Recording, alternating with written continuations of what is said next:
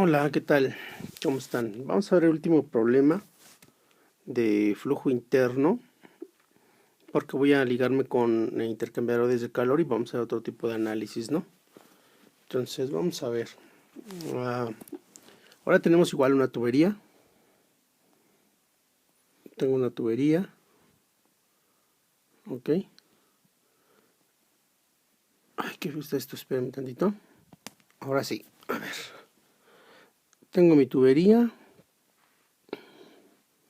la cual es una tubería que transporta aceite con una longitud de 300 metros. ¿Qué más me dan? Me dan un diámetro de la tubería. El diámetro de la tubería es de 40 centímetros, que transporta aceite, puede ser petróleo, ¿sí? Aquí vamos a ponerle que es aceite. Y con una velocidad de 0.5 metros por segundo. La temperatura, ¿sí?, del aceite a la entrada, temperatura es de 10 grados centígrados. Está enterrada de tal suerte que la superficie en la cual está bajo tierra nos da una temperatura de 0 grados centígrados. ¿Ok?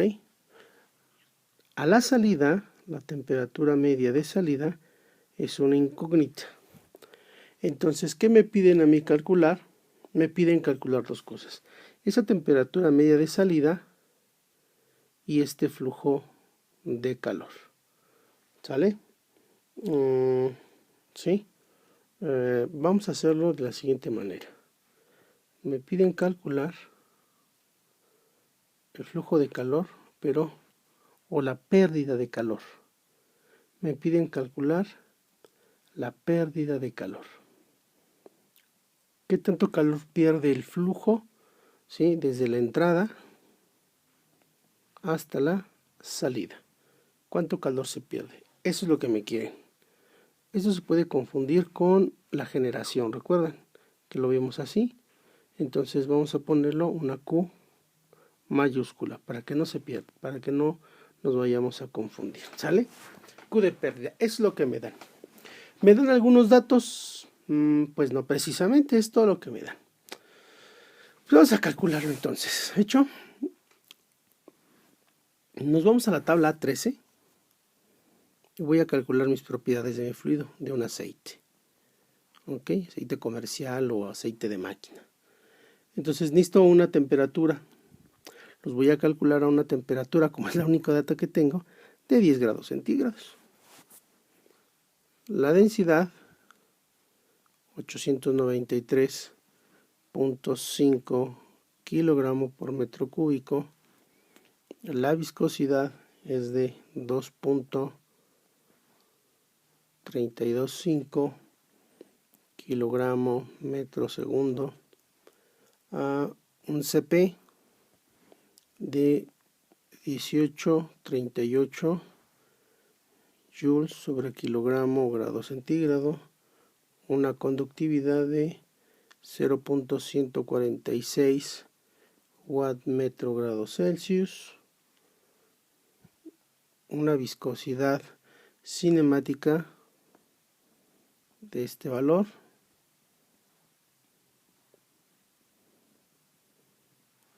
Y un número de Prandtl de 28.750. Esos son los datos que yo saco de tablas.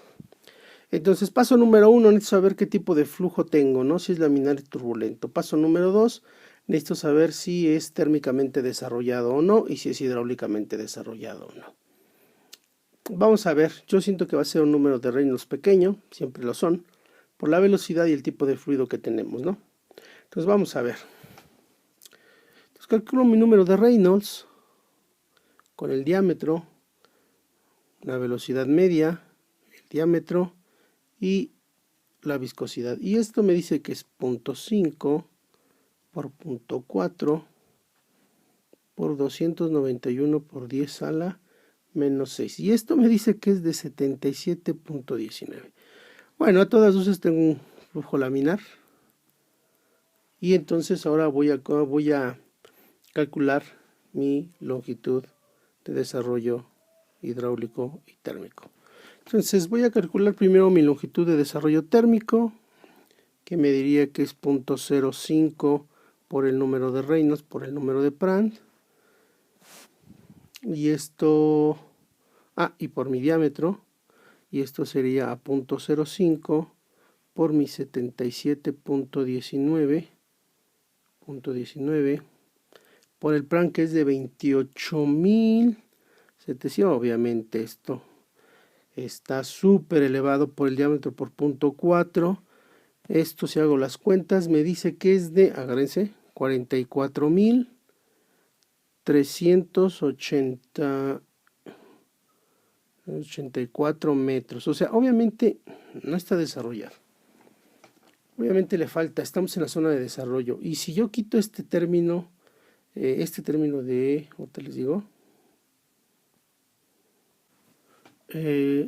pues entonces tengo una longitud de desarrollo térmico esto. Pero si quito el número de Prandtl, aquí, pues obviamente va a caer este valor, ¿no? Lo cual me diría que la longitud de desarrollo es cuestión de metros, ¿no? Si hago ese cálculo, me diría que la longitud de desarrollo hidrodinámico sería aproximadamente de 1.54 metros, ¿no? Entonces sí tengo un desarrollo hidrodinámico, pero no tengo un desarrollo térmico. Entonces tengo un problema. Bueno, pues vamos entonces a seleccionar mi número de Nusselt, porque yo quiero calcular el flujo de calor, y para el flujo de calor necesito mi H convectiva. Entonces el número de Nusselt para una longitud o una zona en desarrollo me va a quedar con temperatura superficie constante, si no mal recuerdo. Me queda que es 3.66 más 0.065 el diámetro partido por la longitud, por el número de Reynolds, por el número de Prandtl. Y todo esto 1 más 0.04 es la expresión que voy a utilizar. Aquí me quedaría el diámetro partido por la longitud, Reynolds, Prandtl, y todo esto a la 2/3. Bueno, por razones de espacio no voy a hacer la sustitución porque no me va a caber. Tomando los valores, ¿sí? Este número de Nusselt, esto lo resuelven ustedes, lo hacen ustedes, 24.47 es lo que me queda. ¿Sale? Bien, ahora que tengo, pues aquí simplemente yo sé que mi número de Nusselt es igual a mi H convectivo, mi diámetro entre mi K. Despejo mi H convectivo y me diría que mi H convectivo es de 8.930 watt entre metro cuadrado, ¿vale? Así de simple y así de sencillo. ¿Sale? Bien, ahora necesito determinar, bueno, el flujo de calor, ¿cómo me quedaría? Bueno, ¿te acuerdan ustedes que les dije que el flujo de calor se calcula como mi H convectivo, mi área de transferencia, ¿sí? Por mi delta de T logarítmica media, ¿sale? La bronca es que mi temperatura de logarítmica media, ¿sí? Vamos a anotarlo por acá, vamos a cambiarlo de colorcito. Esta delta de T logarítmica media depende de, vamos a ponerle aquí la temperatura media de salida menos la temperatura media de entrada, dividido entre logaritmo natural de la temperatura de superficie menos la temperatura media de salida entre la temperatura de superficie menos la temperatura media de entrada. ¿Sale? Entonces tengo un problemón porque no conozco esa temperatura media de salida. Necesito conocerla. ¿Cómo la puedo conocer? Bueno, fíjense ustedes que ahí puse por ahí unas expresiones. Y si no, lo pueden buscar en el libro, es una expresión muy sencilla, me dice que el logaritmo natural de la temperatura superficie menos la temperatura media de salida, la temperatura superficie menos la temperatura media de entrada, o temperatura de entrada si quieren, pueden abreviarlo eso, es igual a esto, el H convectivo, el área superficial, el gasto másico por el CP. Entonces aquí puedo despejar, ¿sí?, esto que yo estoy buscando, ¿vale? Entonces voy a calcular primero mi gasto másico. Mi gasto másico va a ser igual a la densidad, velocidad, por mi área, ¿vale? Entonces esto me quedaría rápido, mi densidad, mi velocidad media por pi cuartos de diámetro cuadrado. Si hago toda esta sustitución, me queda que esto es de 56.14 kilogramos por segundo, ¿vale? Ok, entonces puedo despejar la temperatura media de salida, sí, la temperatura media de salida, voy a ponerle que es la temperatura de superficie menos la temperatura de superficie menos la temperatura media de entrada por menos ¿qué hice? Nada, ¿no? Menos H área superficial entre bla bla bla bla bla bla bla bla m punto cp, y todos esos datos los tengo, ¿sale? Entonces pues sustituyo los valores. El área superficial ya saben que es el área lateral de la tubería. Me dan todos los datos, el diámetro y la longitud, puedo calcular esa área. Entonces, rápidamente la temperatura media de salida es de 9.68 grados centígrados. Ahí está. Entonces yo puedo calcular mi temperatura media logarítmica, claro que sí. Si sustituyo en esta expresión de aquí, ¿sí?, en esta de aquí, entonces podré calcular yo que la delta de t logarítmica media es igual a 9.84 grados centígrados. Ahora sí, mi calor de pérdida me quedaría mi H, mi área superficial, ¿sí? Ok, mi delta de t logarítmica media, y esto es igual a 3.31 kilowatts, o como a mí me gusta manejarlo, kilojoules por segundo, es decir, ¿sí?, cada segundo que pasa el fluido va perdiendo 3.31 kilowatts. Así de sensible, así de sencillo, ¿vale? Este problemita estaba bonito. Bien, no hay mucha complicación, más que es un poquito talachudo, estar sustituyendo las fórmulas, etc, etc. Bien, otra cosa importante es, por ejemplo, si yo quisiera calcular la caída de presión en la tubería, recordando un poquito sus clases de transferencia de calor, ustedes saben que la caída de presión se debe solamente a la tubería, que sería el factor de fricción, L entre D, por B cuadrada entre 2G, ¿vale? Y esto multiplicado por ρ G, ¿vale? Entonces, obviamente esta caída de presión, esto de aquí, chicos, esto corresponde a su H de pérdidas, ¿vale? Entonces por ρ G me da la presión. Entonces, para que recuerden un poquito. Entonces, recordando que para un flujo laminar el factor de fricción es igual a 64 partido por el número de Reynolds, ¿ok?